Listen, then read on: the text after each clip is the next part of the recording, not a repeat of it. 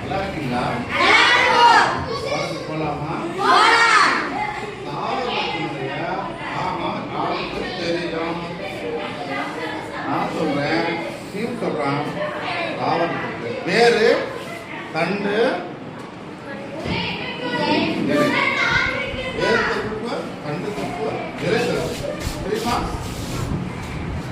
வேர் தண்டு இலை.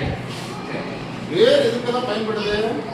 நிலத்தை தாங்குது, நமக்கு மொத்த இடத்துக்கு கொடுத்து நீரை புரிஞ்சுக்குது.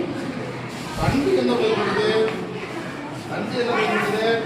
தண்டு தாங்கி